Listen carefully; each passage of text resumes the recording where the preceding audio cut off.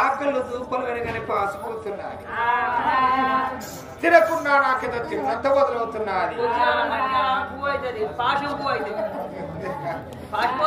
కొడుకు ఎదిగి ఎవరు వచ్చి పెరిగి పెద్దవాడయ్యాడే. ఎదిగిన కొడుకుని కళ్ళ నిండా చూసినా ఎంతో ఆనందం అవుతున్నది. కొడుక కుమారా, నీలంగి మహారాజా, మధ్యలో చిన్న సందేహం. అమ్మా అమ్మ రాణి పాదాములతో వందనాలు చేసేదా. అమ్మ రాణి పాదాములతో వందనాలు చేసేదా. అమ్మ రాణి పాదాములతో వందనాలు చేసేదా. అమ్మ రాణి పాదాములతో వందనాలు చేసేదా. అమ్మ రాణి పాదాములతో నవగానలతో పిండి వంటల భోజనాగా పిండి వంటల భోజనాగా నవగానల భోజనాగా నాయనా నిరంగి రాజా వందరా నాయనా నిరంగి రాజా వందరా కుందా బొందే దారా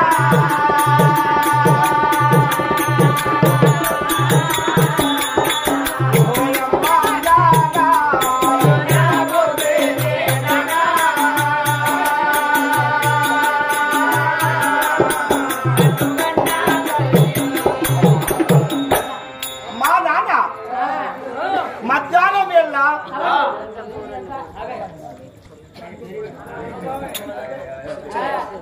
వేళ అందమైన మా తల్లి మా తండ్రి అయినా నన్ను పిలిచి మా తల్లి మన బాబుకు అరటాకు వేసి నాకు అరటాకు వేసి దాపగడ్డ పిట్టల మీద కూర్చుండబెట్టి అన్నం వడ్డించాది. ఆ కమలాటమణిగా భోంచేశాము.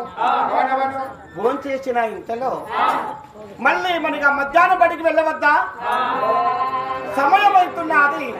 మా బాబు మా అమ్మ నాకు ఏమంటున్నారు? నీలంగి మహారాజా, ఈ వెళ్ళ సమయంలో మధ్యలో చిన్న సందేహము, చిన్న మాట విలి కాదు కొడుక. ఏమి మాట? ఇలాంటి మాట బట్టి నీవు చూడగా నా ఎత్తు అయ్యావు. నేను తొడిగిడిసిన ఇంటి వెనుక నీకు వస్తూ ఉన్నాను. తొడిగిడిచినటువంటి ఒక వస్త్రములైనా నీకు వస్తూ ఉన్నవి. నాకన్నా గొప్పవాడవయ్యావు. పెళ్లి జయ్యా ప్రేమ కలిగను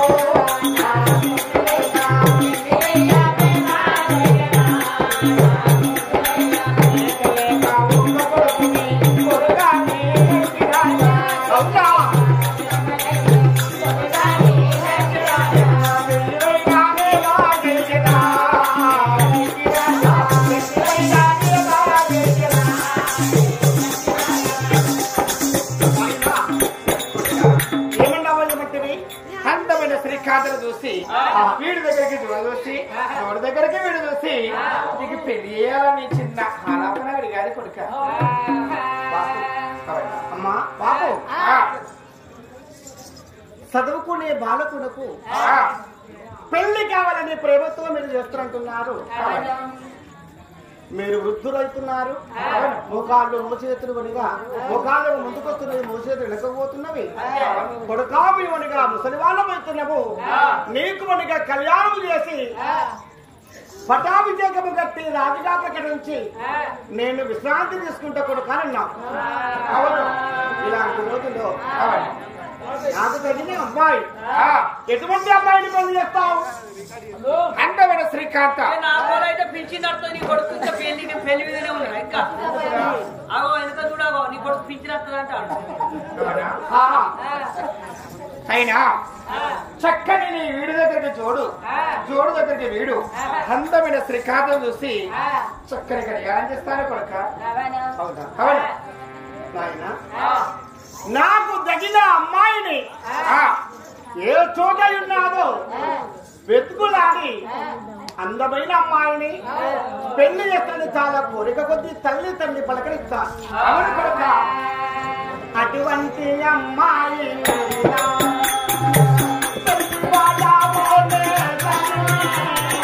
అవునా అటువంటి అమ్మాయి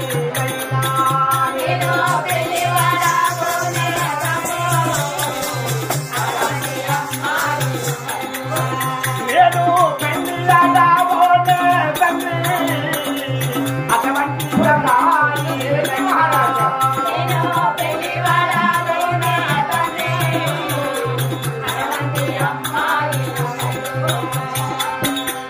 నీవు చెప్పిన అమ్మాయిని కళ్యాణము చేసుకోను కొడుక నీలంగి మహారాజ్ నేను అమ్మాయి పేరు కూడా చెప్పలేదు ఎటువంటి అమ్మాయిని నీకు చూహించలేదు నీ వీడి దగ్గరికి తోడు దగ్గరికి వీడు చూసి కళ్యాణం చేస్తా కొడుక అంటే నువ్వు చూసిన అమ్మాయిని నేను కళ్యాణం చేసుకోను అని అంటున్నావు మరి నువ్వు ఏ అమ్మాయినైనా చూసి మనసు పడ్డావు నీకు ఎలాంటి అమ్మాయి అయితే నీకు తగును నీ మనసుకు ఇష్టపడను ఎలాంటి అమ్మాయి కావాలో చెప్పండి కొడుక నీవేమన్నావు ఈడు చూసి మనిగా జోడు చూసి పెళ్లి చేద్దని అన్నావు అవును. అటువంటి అమ్మాయిని వద్దు నానా అన్నాను అవును నా కాబోయే భార్య ఎలా ఉండవలను గురియా ఎలా ఉన్నది గురియ కొనముక్కు ఎట్లా ఉన్నది గురియమనిగా వెరపు గురియ నలుపు అమ్మాయి కావాలి గురియ కొన ఎలా నల్లగుండును అమ్మాయి మనిగా జాలకులు అలాంటి ఉండవలను మరి అందమైన అమ్మాయి ఎలా ఉండాలంటే కందిరిగ లాంటి నడుము కందిరిగ లాంటి నడుము ఉండవలను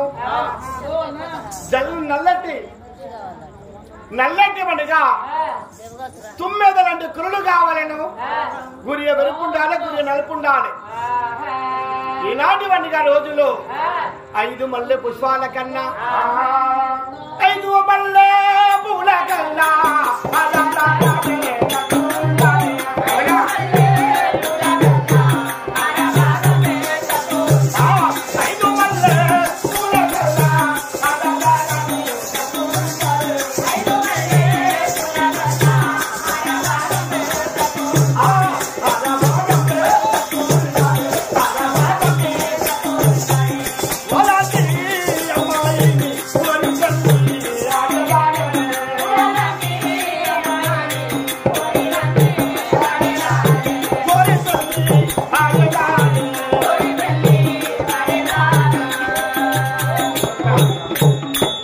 నీలంగి మహారాజ్ 5 మల్లె పూల కన్నా అరభాగము తక్కువ ఉండాలి అటువంటి అమ్మాయిని తీసుకొచ్చి పెళ్లి చేస్తే చేసుకుంటాను కొడుక నీలంగి మహారాజా ఏమి నీ సందేహము ఆ అర్థం లేని మాటలు మాట్లాడుతుంటివి అవును గురిగా ఎరుపు గురిగా నలుపు అమ్మాయిని కావాలంటే ఎక్కడైనా చూసి చెవచ్చును అవ్వచ్చును కానీ 5 మల్లె పుష్పాల ఎత్తుకు అరభాగముగా తక్కువ ఉన్న అమ్మాయిని కడిగారంటే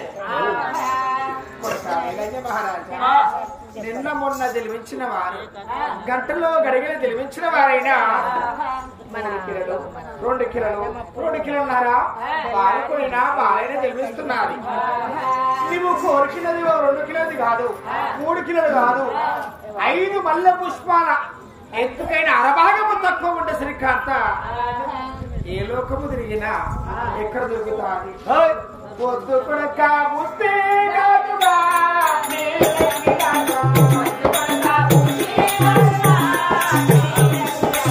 నాది మాటలలో తెలుసుమా నీలకి రాజా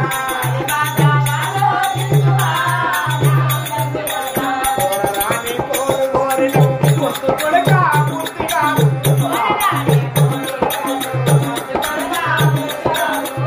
నీకు నాయమముడా నీలకి రాజా